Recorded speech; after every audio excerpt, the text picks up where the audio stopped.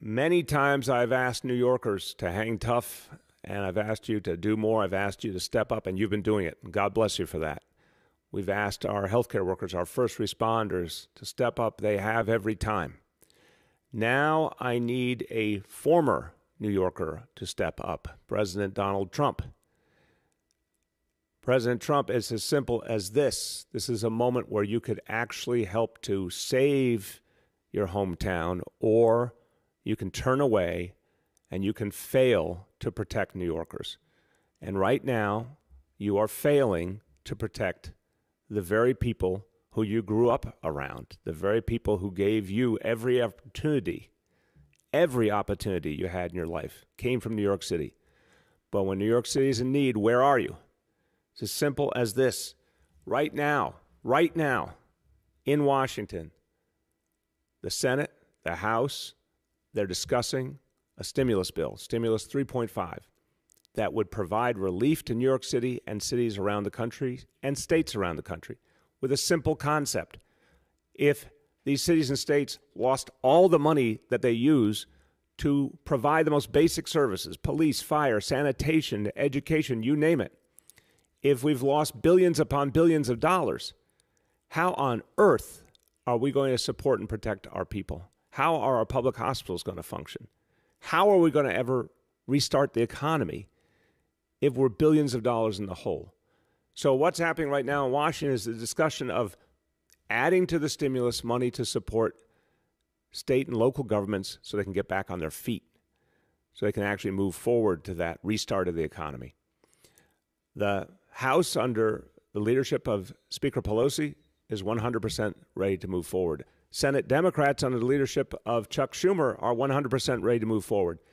Senate Republicans are trying to stop aid to cities and states around the country. And let me remind you, blue states and red states, they're actually standing in the way of people of all persuasions, all backgrounds, big states, small states, every part of the country getting the help they need to get back on the feet.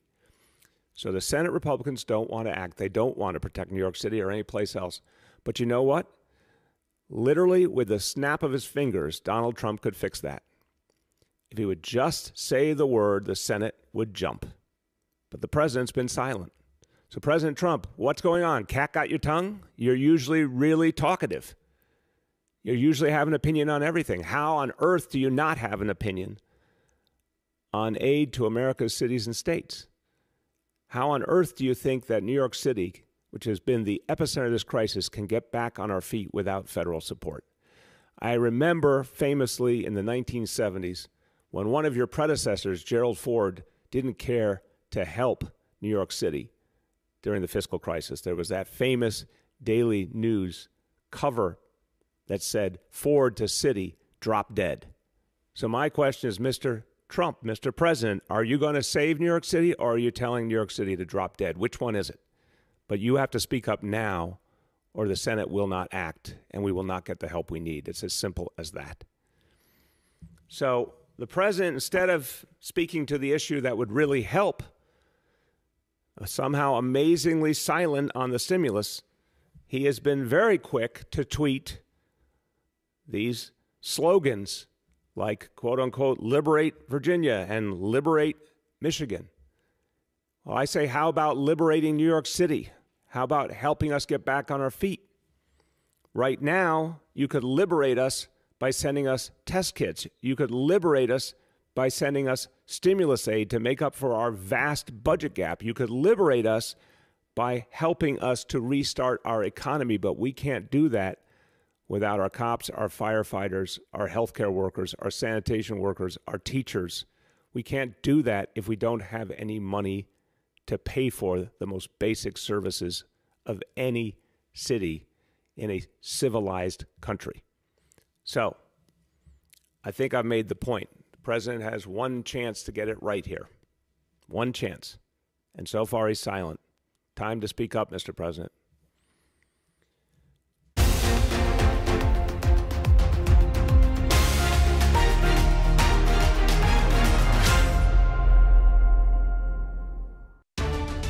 Spain is succeeding in its effort to flatten its coronavirus curve, with the death rate and case rate dropping even further over the weekend.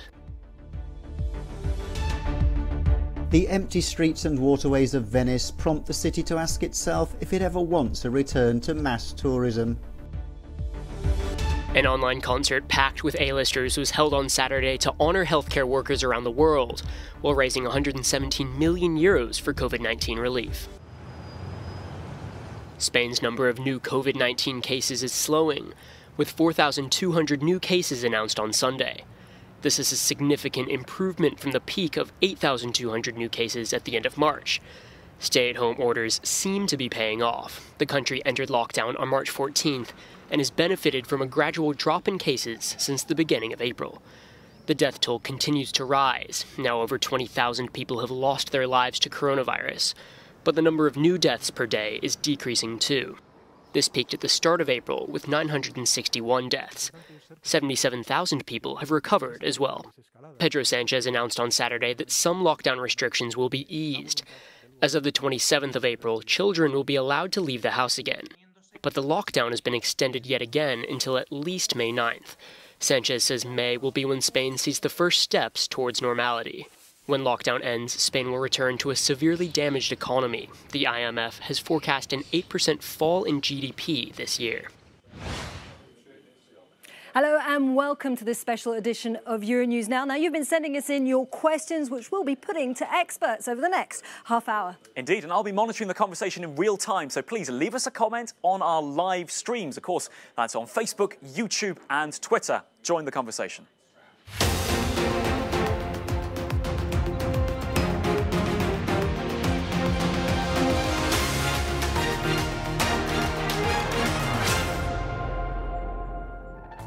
It began in central China, a new respiratory virus similar to the flu, but more dangerous and more contagious. In those early days, we heard reports of overwhelmed hospitals and a government cover-up. But before long, the virus wasn't just in far-off Wuhan. It was on planes, on ships, and then it was here in Europe. Case numbers surged in Italy, then Spain, and it quickly became clear that no continent, country or city could be safe from COVID-19.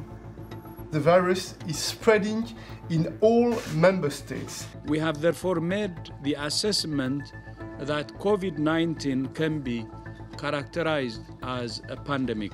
To keep new cases from entering our shores, we will be suspending all travel from Europe.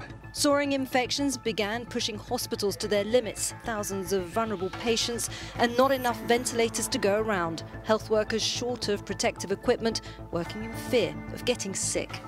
We're risking our lives, so having to do it even more so because we don't have the right equipment. I'm scared that we're going to run out of PPE. It's just not my hospital. This is a concern nationwide. And in UK, a virus scare at the highest level of politics. I've developed mild symptoms of the coronavirus. The Prime Minister's condition worsened, and on the advice of the medical team, he was moved in to a critical care unit. The virus has forced billions into lockdown and brought thriving economies to a standstill. Global GDP will fall even further by an additional 3% in 2020. Europe is particularly hard hit. Growth projections for next year are grim. Trillions have been poured into a financial recovery, but international divisions have been laid bare as governments look to protect their own citizens and their interests. Of course, there are still some who want to point fingers and deflect blame, and there are others who would rather talk like populists than tell unpopular truth. To this I say, stop it. There are now more than 1 million cases across Europe and no end to the pandemic in sight. Questions remain about the nature of this virus and how soon it can be stopped.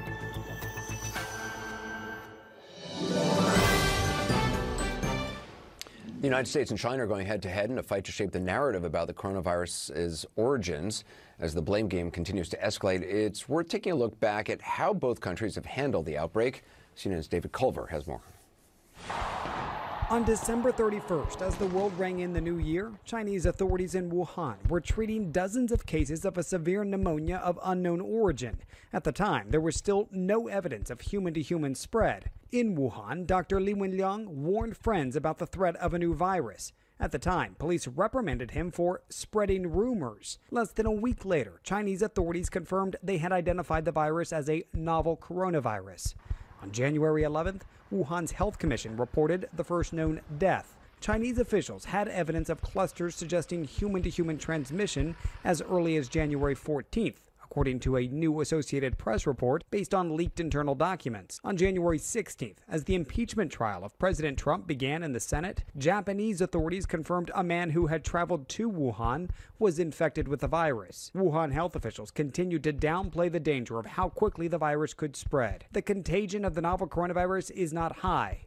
The risk of sustained human-to-human transmission is low. With the implement of our prevent and control measures, the epidemic is preventable and controllable. By January 20th, China had reported 139 new cases and 3 deaths, and Beijing acknowledged the virus was spreading from person to person. The very next day, the U.S. saw its first confirmed case of COVID-19 in a Washington state man who had recently returned home from a trip to Wuhan, China. On January 23rd, Chinese authorities closed the city of Wuhan, with its population of more than 11 million people, to the outside world. By the end of January, 6 days later, President Trump announced the creation of a task force to monitor and contain the spread of the virus. The United States saw its first confirmed case of person-to-person transmission on January 30th, and the World Health Organization declared an international public health emergency. Now we're working very strongly with China on the coronavirus. That's a new thing that a lot of people are talking about. Hopefully it won't be as bad as some people think it could be. A day later, the Trump administration announced the U.S. would deny entry to 4 nationals who had traveled to China in the last 14 days. CNN spoke by phone with whistleblower Dr. Li Wenliang. He had contracted the virus after being silenced by authorities and returning to work. On February 3rd, as the Iowa caucuses posed the first big test for the Democratic presidential candidates, the war of words between China and the U.S. began. China's foreign ministry accused the U.S. government of inappropriately reacting to the outbreak, saying, quote, that the U.S. is turning from overconfidence to fear and overreaction. On February 7th, Dr. Li Wenliang died of the coronavirus. After that news broke, topics like Wuhan government owes Dr. Li Wenliang an apology and we want freedom of speech trended on China's highly censored Twitter-like platform Weibo before disappearing. That same day, President Trump said his relationship with Chinese President Xi Jinping was in great shape. You know, we're working on the problem, the virus. It's a very tough situation, but I think he's going to handle it. I think he's handled it really well. We're helping wherever we can. But we have a great relationship. It's incredible. On February 10th, President Trump claimed that as the weather started to warm up, the virus would go away. The virus. They're working hard. Looks like by April, you know, in theory, when it gets a little warmer, it miraculously goes away. I hope that's true.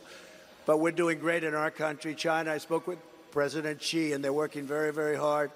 And I think it's going to all work out fine. As Democratic voters in New Hampshire were casting their ballots in the presidential primary, the World Health Organization named the disease caused by the virus COVID-19.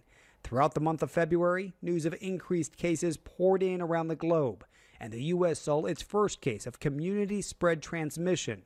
On February 28th, at a rally in South Carolina, the president lashed out at Democrats. Democrats are politicizing the coronavirus. They tried the impeachment hoax. That was on a perfect conversation. They tried anything. They tried it over and over. And this is their new hoax. And that very same day, we did something very fortunate. We closed up to certain areas of the world very, very early, far earlier than we were supposed to. And we only have 15 people, and they're getting better, and hopefully they're all better soon. March 11th marked a turning point for the U.S. Actor Tom Hanks announced he and his wife had contracted COVID-19 in Australia. Hours later, the NBA suspended its season after a player tested positive moments before a game. And the WHO declared the outbreak a pandemic. At this point, leagues, companies, and states began the process of telling Americans to stay home.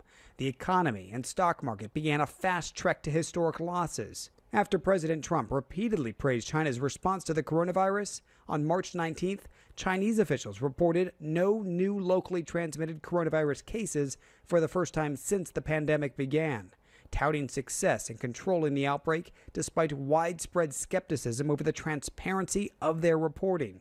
And on that very same day, as the number of cases and the death toll continued to rise in the U.S., President Trump suggested China should have been more transparent. Well, it would have been much better if we had known about this a number of months earlier. It could have been contained to that one area in China where it started. And certainly the world is paying a big price for what they did, and the world is paying a very big price for not letting them come out. Everybody knows that. We all know that. Throughout the month of March, the number of COVID-19 cases continued to rise in the United States. And on March 30th, the president said this. Nobody could have predicted something like this. But the White House economic advisor did warn the president about the threat of the virus back in January. By April 2nd, the pandemic had infected more than 1 million people in 180 countries and regions, killing more than 51,000. And on April 8th, just over a week ago, China lifted the 76-day lockdown in Wuhan.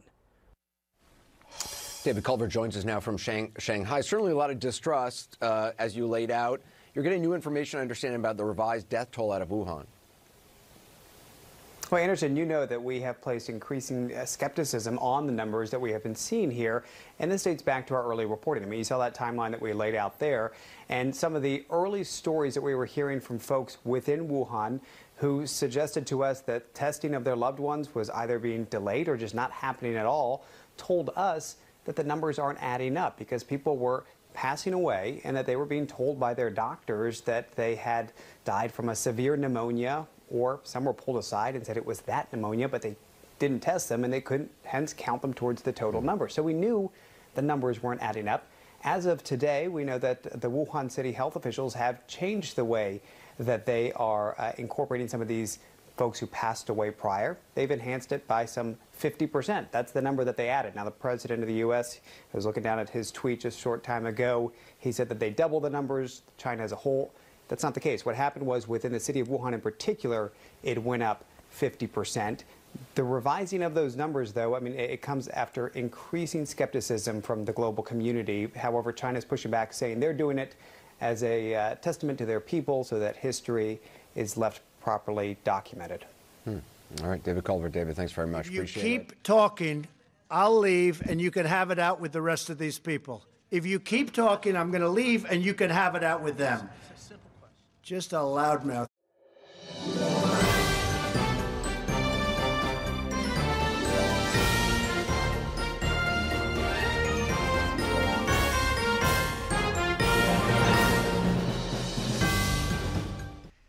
Is it safe? Yes, it's safe. It's very safe. It's so safe you wouldn't believe it.